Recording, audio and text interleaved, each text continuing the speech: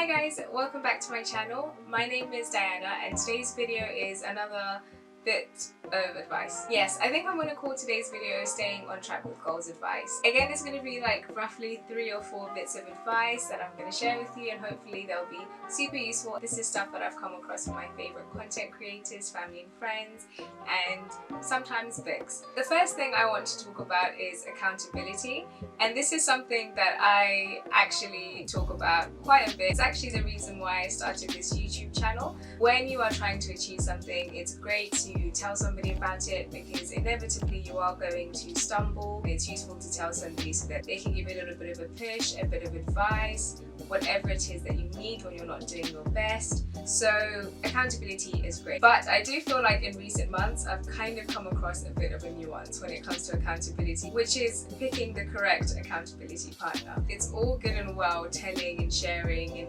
all those things, but if the person that you're telling isn't the best fit for your goal, then there's kind of no point. It can actually end up being a bit more disastrous than beneficial. And to me, the ideal accountability partner is somebody that has hopefully achieved what it is that you are trying to achieve, so they're in a position to actually provide you some wisdom when it comes to that goal. Preferably somebody who's the same sex. I just think it's less complicated that way, especially to those of you Christians who are trying to stay on the right path, but also somebody who is going to actually hold you accountable, because there can be people that you tell that you know aren't going to blink an eye whether you do what it is that you are meant to be doing or not. The second bit of advice I have about staying on track with your goals is giving yourself no choice. Something about the word goals to me screams desire, something that you want to do, something that you want to achieve. But really, that's probably the worst way to look at a lot of things that we want to achieve in life, which is that they're optional. Think of something like going to work. Nobody tells you to get up and go to work every single day because you know you have no choice but to go and earn some money, otherwise you're not going to be able to put food in your own mouth. But let's say you want to exercise 2 or 3 times a week. It's, to me, just as important as feeding yourself, keeping a healthy lifestyle. But you're more likely going to miss a couple of workouts a week if you exercise at all, because you look at it as if it's optional. You're like, I don't feel like exercising today, therefore I'm not going to do it. But as soon as you take away that choice, you're more likely to be more consistent with it because you know it's something that you absolutely have to do without fail. Now, this is a combination of goals. It's 1, not giving yourself a choice, but 2, also timetabling the things that you're trying to achieve, because far too often when something's not on a schedule, it's too easy to just say no to it, to move it along, or to not do it at all. Now, I know that last bit of advice might fall a bit flat for some people, simply because it sounds like I'm just telling you to just do it. Like, I need to exercise 3 times a week, therefore I have no choice but to exercise 3 times a week. I'm just going to do it.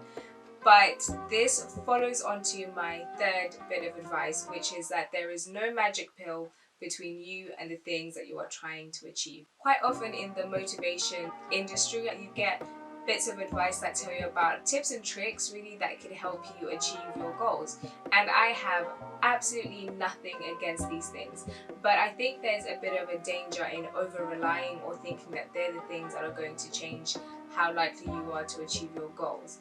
An example I can give is maybe saying, I will give my housemate, my sister, my brother, my mother £500 at the beginning of the year, and if by the end of the year I don't achieve the goal that I want to achieve, she gets to keep that money and do whatever it is that she wants with it, and of course I lose. But if I do achieve my goal, I'll get my £500 back. Now, in theory, that's really good and it could be very useful.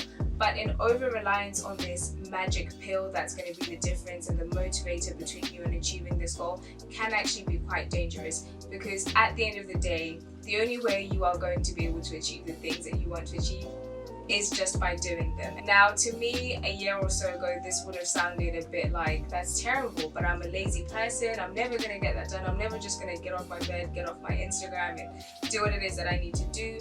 But it's a mentality that you really have to build over time, which is just taking responsibility for achieving the things that you need to achieve. Again, I have to say I have nothing against using things that might help you get to where you need to get.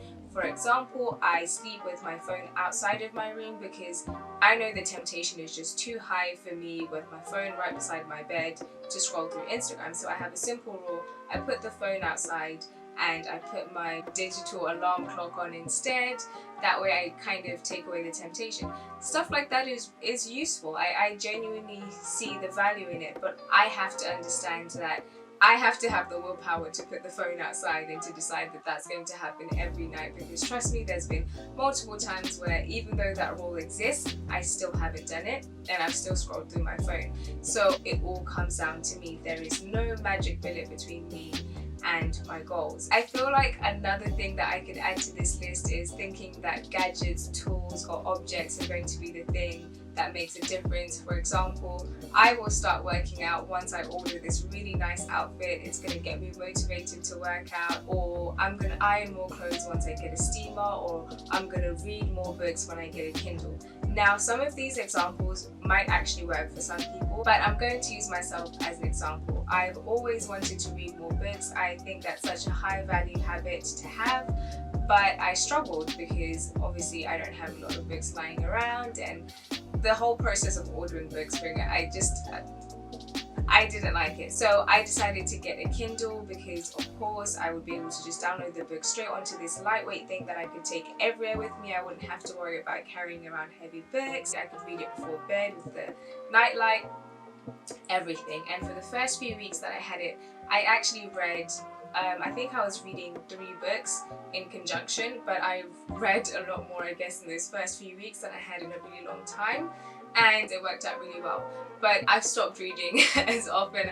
I'm not actually even sure where the Kindle is anymore. So this goes to show that even though the gadget possibly helped, it came down to me and my habits and actually the way that I interact with my environment, reading more often and putting it into my schedule, etc. So that's a bad example of trying to use a gadget as a way to fix a problem that's got other issues, I guess is the best way to put it. A good example of a gadget that is a good upgrade is something like a steamer. I got one for my birthday because I'd always wanted one, and the problem I had was that I have all these clothes in my wardrobe that need ironing before you can wear them, and I'm not good at ironing straight after taking stuff out of the laundry, so I'd always end up wearing the same stuff over and over again that I could just quickly throw on without having to iron.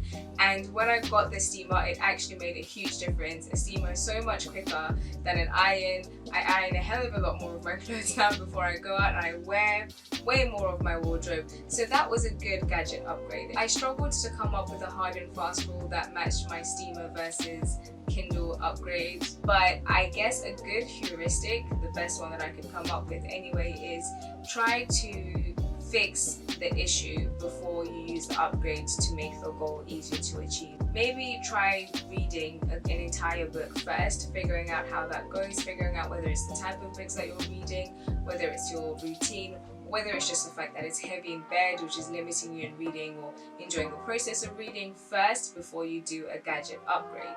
Because then that way you know that it's not a multitude of problems that you need to fix, and actually getting that gadget will just make it easier to read. But that really is just to add on to the fact that you need to understand that achieving your goals is always going to come down to you, and no magic pills. And I know it's not always the most encouraging thing to hear, because I heard this piece of advice a few months ago and completely rejected it, and I was like, no, you don't understand. I have these limitations and this is what's going to fix it. And I came full circle, and now I fully understand what my brother was saying to me, and I hope you guys understand it as well, and that I haven't completely disheartened you or put you off any things that you feel like are going to help you achieve your goals, but that you fully understand where the responsibility lies. So that's it for today's advice. I hope you guys enjoyed that. Hopefully you have a good week, day, whatever it is that you're doing, whatever you're not doing. Just enjoy yourself, and I will see you in the next one. Bye!